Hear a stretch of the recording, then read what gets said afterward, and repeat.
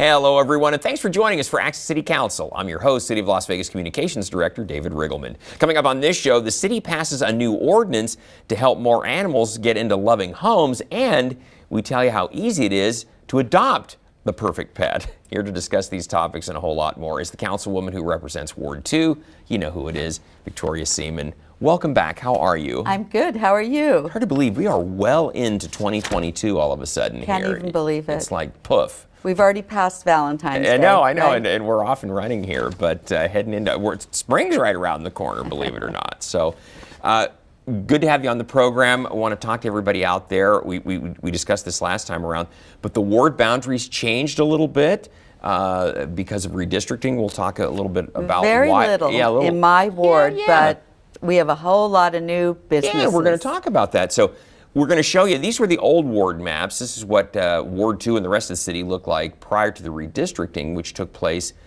here back at the end of 2021. But now you see how it morphs there on the side, on the east side. That is what changed in Ward 2. And Councilwoman, tell everybody one more time, we've discussed this in the past, but so that everybody understands the change.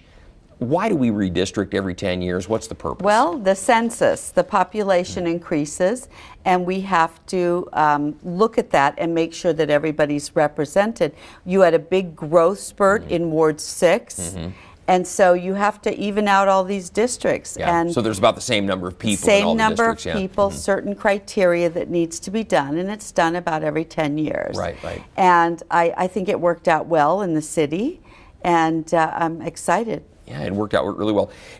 You don't want one council member representing, say, 90,000 residents and another representing 150. Yeah, exactly. Yeah. And so the idea, you guys all represent around 110? About or so? 110, yeah, yes. Yeah, each of you. So I think the biggest change happened in Ward 6 it and did. Ward 4. That's where most of the growth is, Yeah. right. And we've talked about that on this program as well. But those were the changes for the folks in Ward 2. Little change. A little change just on that east side. You picked up some new businesses now. I did. I'm very excited about those new businesses. And there are a lot of the businesses that I frequent.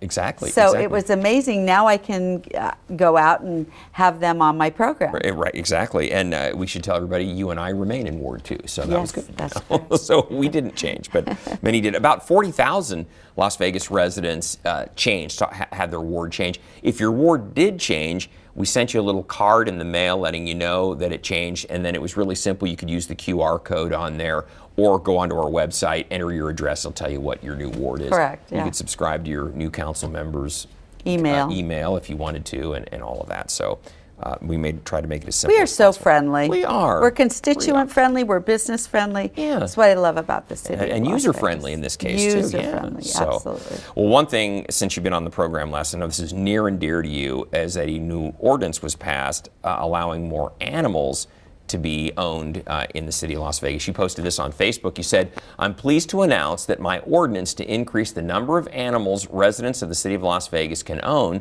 from 3 to 4 without special permits passed yesterday at City Council." And oh, who is that young guy right there? That is Blue Theo, also known as Bully, and he's my little friend. And you know, they have such a good life at home, and you go to these shelters and you just want for all animals. And this was part of the reason that we did that, is after COVID, there were so many people that couldn't keep their animals and they were surrendered, and just a lot of people lost their homes, so did the pets. Yeah. And so one of the reasons for doing this was to make sure that if somebody can take care of 4 animals as opposed to 3, that they could have a loving home. And so I'm pretty excited about that. Yeah, you were the sponsor of that ordinance. You shepherded it through the process. In the past, as Councilwoman said, the maximum number of animals you could have in a household in the city of Las Vegas was 3, but now it's increased to 4. And you know, you mentioned animals being turned over to the foundation, to the shelter. We saw that during the recession as well. People couldn't keep up their home. They walked away from their homes in some cases, and they left their animals behind, left their pets behind. Yes, and we want to make sure that they have good homes. And I'm hearing, I'm not sure yet, but I think other municipalities are going to follow suit. Yeah.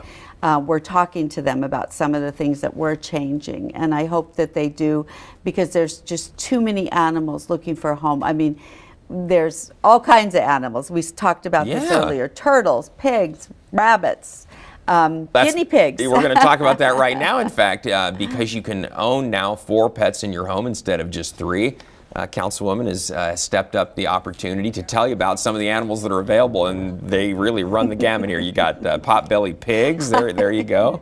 That pig's not really interested in being on He camera. wasn't interested in but me, this but dog, he's friendly. This dog is a whole different story. Yeah, he's loving Yeah. life there. Yeah. So. And all of these pets are wonderful.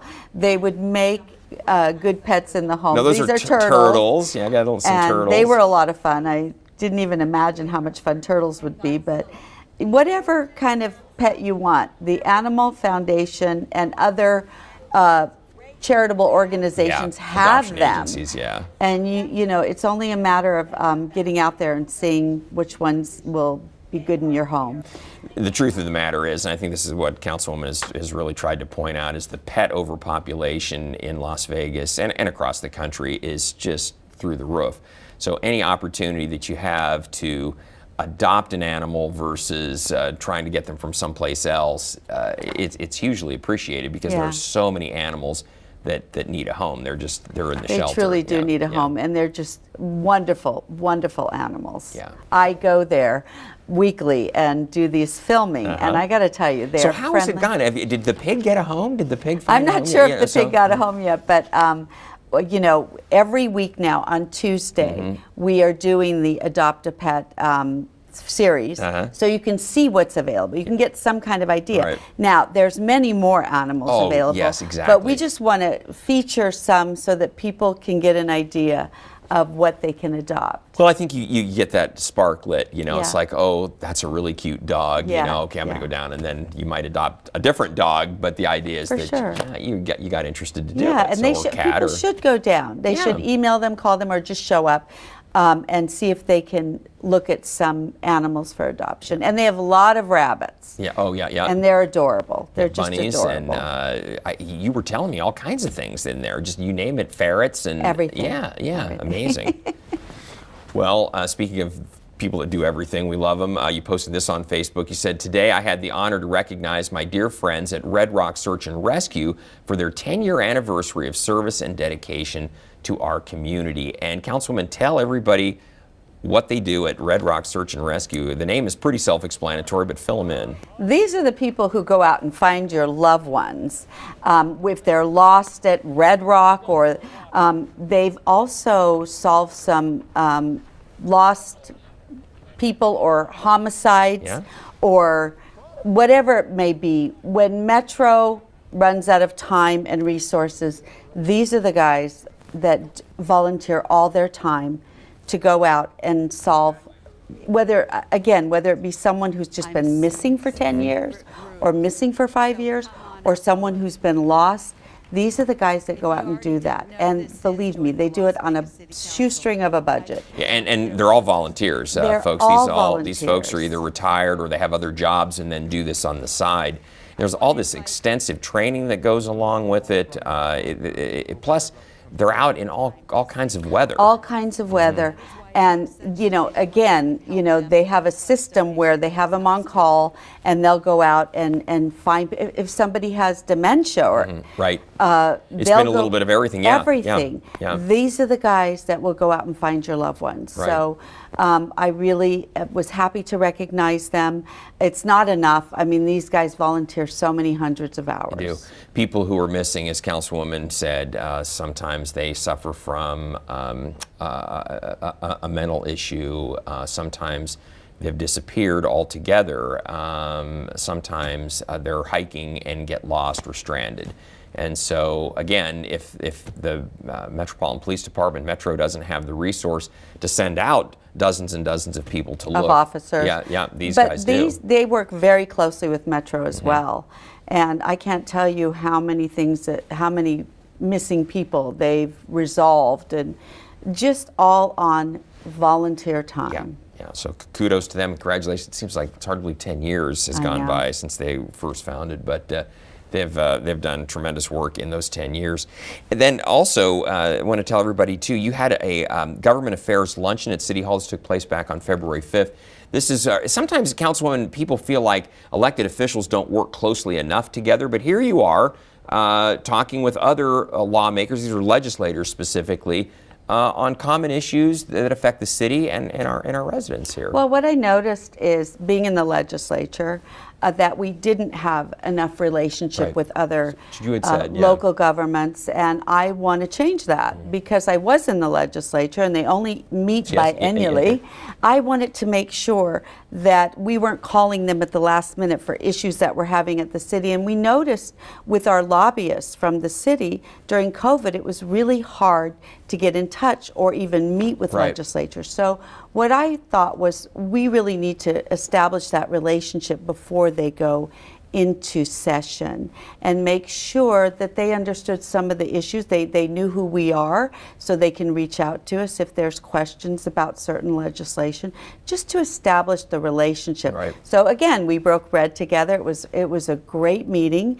I plan to continue this another couple times before the session, going up to Reno and having a meeting with the northern legislators, and maybe having one more down here. There's just so many issues that we can share our ideas on. So important because there's so much overlap. You represent a certain ward within the city. They represent certain districts within the state, and many times those overlap, that you have the same constituents in those areas. So it's nice when the elected officials are on the same page. Absolutely. And COVID brought a lot of this to our attention because we were able to see that, you know, it's really hard sometimes to, when they're in the last minute of the session, to be in touch with them or talk with them. So it's really important to establish that relationship ahead of time. All right, and that's always going to yield good things, no question about it.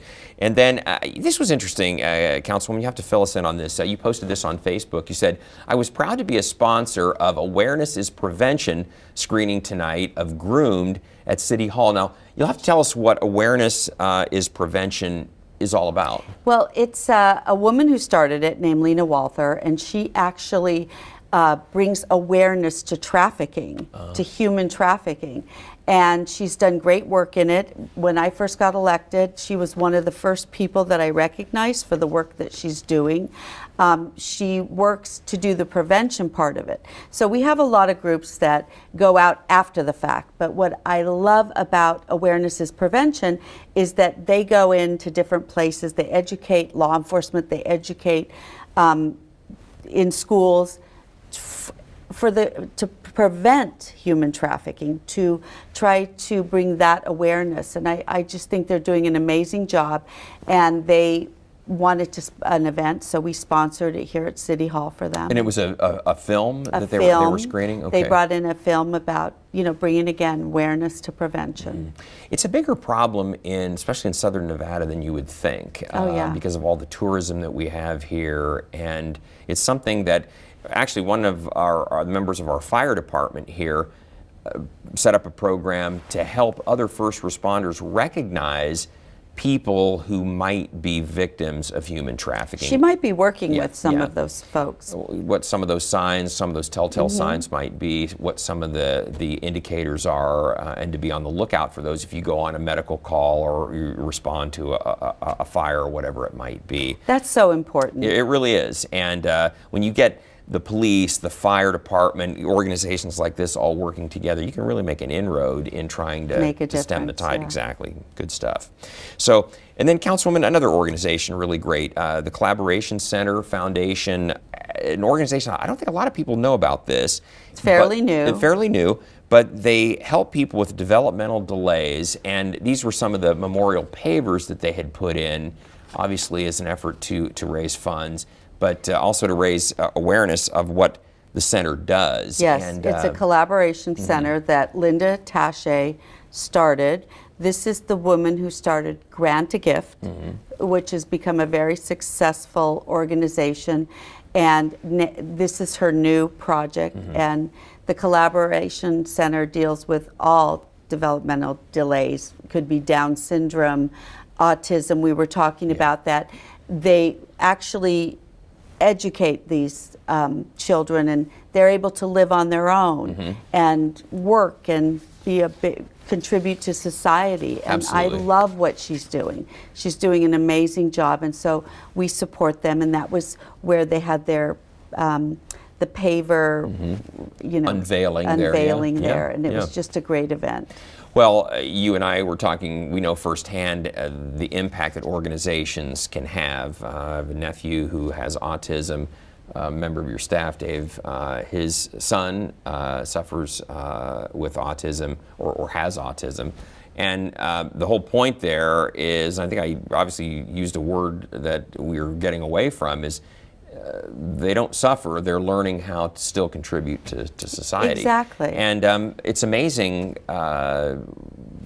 with the proper support and education what they can accomplish. It's organizations like this. And so she's doing an amazing job, and we want to always show our support. Yeah, exactly. Well, good luck to them. And again, for people that have not heard of the organization, again, the Collaboration Center Foundation, again, for people with developmental delays of all types. If you're looking for support, resource, this is a group. This is the place to go. Reach out to them. Exactly. Absolutely. Right. And then, Councilwoman, we have the Just One Project. This is another group that does amazing work. They've been honored at City Council in the past, but tireless. This group helps those who really are kind of living on the edge, whether it be of living on the edge of the street, living on the edge of losing their home. And they need food or whatever they need. But what I love about this group, and again, I'm very fortunate with my job because I get to meet all these people who do these amazing Just One Project, an amazing organization. And look how young she is. She's a very young woman, very energetic, and she started this as a storefront, and now it's blossomed. It's blossomed. It's huge, and she showed us plans of even expanding more, and still very enthusiastic about it, probably from the day she ever thought of it. And what they do is they make sure no one goes without a meal that need it. Right. So when people call them, even after they've done their deliveries, they will make sure that people get food. Yeah.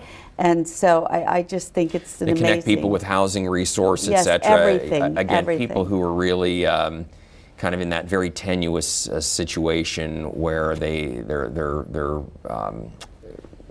they're expanding. Yeah, and their they're doing whole a lot of great things. outlook on life could change dramatically, and they're there to make sure that we're going to sustain you through these very, very tough times, very, very, very, very critical moments where people These are the organizations that can make a difference from you being homeless or not. Exactly. With the housing, they're working very close with the county, I hear now, and making sure that people are finding homes. Right. Affordable housing. And food too, so Yeah.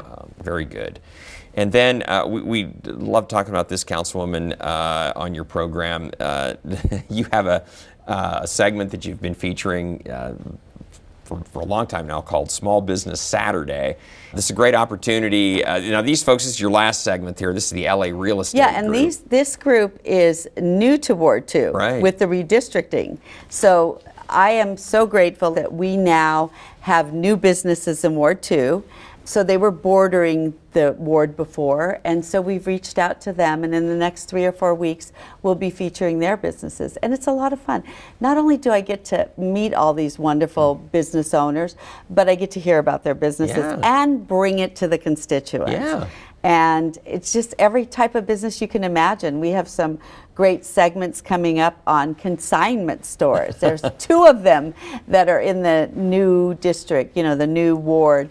And so I'm pretty excited because I just love featuring businesses. Well, some of our favorite restaurants we live in Ward 2. I learned about on Small Business Saturday. I had no idea what they were, where they were. Now I do, and some of these have become very, very popular in our family. The other thing too is you've hit on everything. It's been bridal shops and dry cleaners and realtors and everything you can imagine. Name it. Yeah. Oh, massage. Right. A spa. That's right, the spa. Spas, massages, And now I've started using some of those businesses. Right. We did the salt room, and I had no idea what a salt room is, and we went to the salt room, and it's just amazing businesses that you wouldn't normally know about. Well, so tell everybody out there, Councilwoman, if they're interested, they're like, hey, I have a small business and I live in, it's in Ward 2. Yeah, all you have to do, even if you're not sure, you just need to call my office at 702-229-2420 or email us at ward2@lasvegasnevada.gov.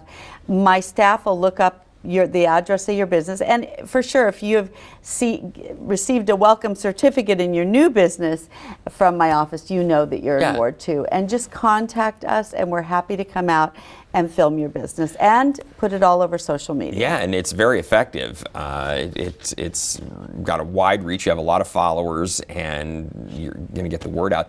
And again, for those of us who also live in Ward 2, it's just a great way to learn about things in the area that it's like I had no idea that this or that was there, but now I do. So, and I think it's great because a lot of these businesses don't have. They are small business. We've just come through a pandemic, or we're still coming through it, and they don't have a lot of money for marketing or advertising. Right. So this is a way to help get the word out, and Absolutely. it's a win-win because you help tell people about the business, and then the public learns that, hey, a lot of these places are really within, a short distance of my home. So good stuff. For sure. We're really excited. That's one of the things I love to do.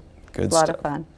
So again, if you're interested in being featured, want to hear from you, and otherwise tune in if you want to learn about some small businesses that are going very strong in Ward 2 that you might want to frequent. So, and then Councilwoman, another mainstay within Ward 2 is your Breakfast Buzz and Ward 2 Biz. You posted this on Facebook. You said, today we had a very busy morning with our Breakfast Buzz and Ward 2 Biz at Rachel's Kitchen. And Rachel's a great place, but you had a great turnout. Look at all these folks showing up. We filled the restaurant. And Metro came, which they normally do. Our marshals come, and they just answer a lot of questions that constituents have, and we break bread together. This is one of the traditions I started in Ward 2, and it is really a success. And now we've got regulars, and we always have new people coming, and other people get to know each other in Ward 2. Exactly. Share common issues. You hear a lot of that. It's like very important for public safety. Right, exactly. Get to know who lives close to you. Yeah. And I think what's really nice about those segments is they're very informal, very low key. I think sometimes people feel like, well, I have to go down to City Hall to meet the councilwoman or the councilman or the mayor. It's like maybe a little intimidating, but to sit down and have coffee with someone or some breakfast and talk about what's going on in the neighborhood, it's a whole different thing. Yes. So. And these are the things that I just love to do anyway. They're a lot of fun. I get to know the constituents, and they feel comfortable with me. I feel comfortable with them, and we just have a good time. Yeah, great partnership too with, as you mentioned, Metro, some of the other jurisdictions, the other entities within the jurisdiction will also participate. So if people have questions related to whatever it might be, they're on hand to help. It's always as well, very answer helpful. Yeah, because we talked about this, there's so much overlap between state projects, road projects, for example, and what the police are doing and what other entities are doing, and people don't know, well, is that a city project or is it a county project, or who's in charge? So, but you sort it all out for them. So, well, Councilwoman, great show, a lot going on in Ward 2, and we want to tell everybody out there, you mentioned this as well, we always want to hear from you. So if you have something you'd like to share with Councilwoman Victoria Seaman, you can find her on Facebook, Twitter, and LinkedIn. You can also contact her by picking up the phone. The number is 702-229-2420, as she mentioned, or you can send her an email. Her address is ward2@lasvegasnevada.gov, and she or one of her great staff will get right back to you and answer any of your questions. We always point out, too, even if it's not a city issue, we'll get you connected with the right entity or jurisdiction that will help fix your problem for you. We want people to feel free to call my office for anything. Yeah, and they do. They do, and that's okay, because we get to know them. We can navigate wherever they need to go, and we even get calls from other wards because they don't know which ward they're in, and we'll just help them get to where they need to go. Get it all straightened out. And of course, Dave on your staff or Bree or Zach. Zach, and Zach is new. Zach have to is get, new. Have to get Zach on the program in the On future our and next introduce one, him we'll to introduce everyone. him. Yeah. So great. I call him a kid, but he's a great guy. He just graduated from UNLV, and we're so happy to have him. yeah, and he's going to help you, stay on top of all the issues within the ward. So, all right. Well, Councilman, great job. We just a lot to talk about here. So I hope everybody, if you have questions, you couldn't write all that down, just reach out to our office and they'll answer your questions for you. So we want to tell everybody, don't miss our next show beginning on March 3rd with Ward 5 City Councilman Cedric Creer. You can now catch all of our KCLV shows on Apple TV, Roku, and Amazon Fire. Also, watch for our QR code during the closing credits of this show to download and subscribe to our newsletter. And don't forget, you can watch us live on the internet at kclv.tv. Thanks for joining us, everyone. We'll see you next time around.